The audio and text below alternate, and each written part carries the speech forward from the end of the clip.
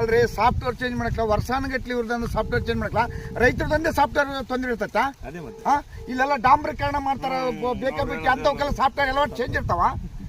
60% ಅವಾಗ 40% ಅಂತ ವೈಕ್ಯಂತದ್ರಿ ಇವರು, ಈಗ 60% ತಗೊಂತಾರಲ್ಲ, ಹೌದು ಯಾರು ಜವಾಬ್ದಾರಿ ಇದಾರ? ಅವಾಗಿರೋ ಸಾಫ್ಟ್ವೇರ್ ಪ್ಯಾಜನ್ ಆಗಲ್ಲ. ಏನನ್ನು ಒಂದಪ್ಪ ತಹಸೀಲ್ ಆಫೀಸ್ನಾಗ ಹೋದ್ರೆ ರೊಕ್ಕ, ಏನು ಹೋದ್ರೆ ರೊಕ್ಕ ಎಲ್ಲಿ ತರಬೇಕಾಗತ್ತೆ ರೈತರು ಅಲ್ಲ.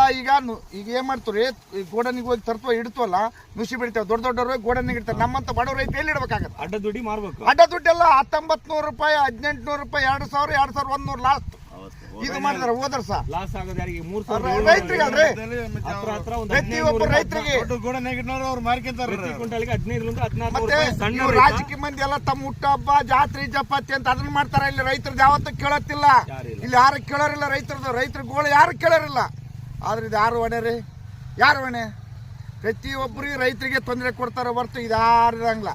ಮೊನ್ನೆ ಬೆಳೆ ನಷ್ಟ ಆದವರಿಗೆ ಇದೇ ಕುಲಕರ್ಣಿ ಪರಿಹಾರ ಕೊಡ್ಬೇಕಂದಪ್ಪ ಅಂದ್ರೆ ಗೊಣಿನವ್ರು ಕುಲಕರ್ಣಿ ಹನುಮನಗೌಡ 2,000 ರೂಪಾಯಿ ಕೊಟ್ಟರಿಗೆ ಮಾಡ್ಯಾನ, ಕೊಡ್ಲಾರ್ದವ್ರಿಗೆ ಇಲ್ಲ.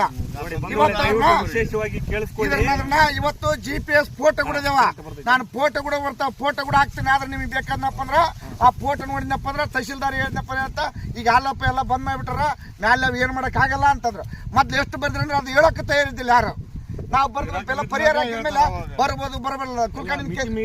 ದಿನಗಳು ಆಗ್ಬಿಟ್ಟವ್ರಿ, ಅವಾಗ ಬರ್ಬೇಕಂತ ಹೇಳ್ತಾರ. ಅವಾಗ ಕೇಳ್ದಪ್ಪ ನಾವು ಲೀಸ್ಟ್ ಕಳಿಸೋಪ್ಪ ಅಂತ ಹೇಳಿದ್ನ.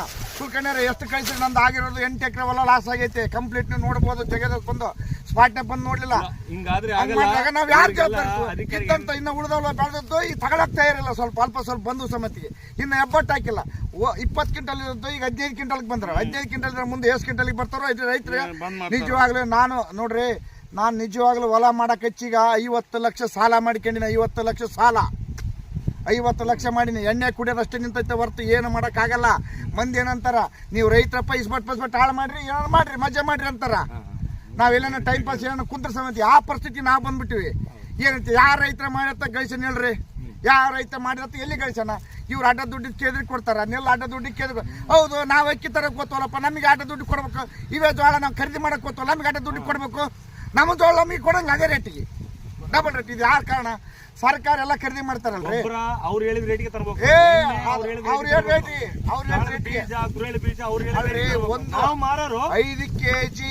5 ಕೆಜಿ ಗುಳಿಗೆ ಅದು ಎಷ್ಟು ಬರುತ್ತೆ? 5 ಕೆಜಿ ಗುಳಿಗೆ 600 ರೂಪಾಯಿ, 700 ರೂಪಾಯಿ 5 ಕೆಜಿ. ಆದ್ರೆ ನಮ್ದು 1 ಕೆಜಿ 10 ರೂಪಾಯಿ ಕೆಜಿ ಕೂಡ ತಗೊಳ್ಳಲ್ಲ. ನಮ್ದು ಪರಿಸ್ಥಿತಿ ಎಲ್ಲಿಗೆ ಐತೆ? ಈಗ ಸರ್ಕಾರ ರೇಟ್ ಫಿಕ್ಸ್ ಮಾಡ್ಯಾರ ಕೂಲಿಗೆ.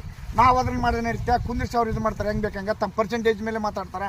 ನಿನಗೆ ಅರ್ಧ ನನಗೆ ಅರ್ಧ, ನಿನಗೆ ಅರ್ಧ ನನಗೆ. ಅಧಿಕಾರಿಗಳು ಹೆಂಗ್ರಿ ಇದು? ಯಾರು MLA ಅವರು ಕೇಳರಿಲ್ಲ, ಯಾರು ಕೇಳರಿಲ್ಲ.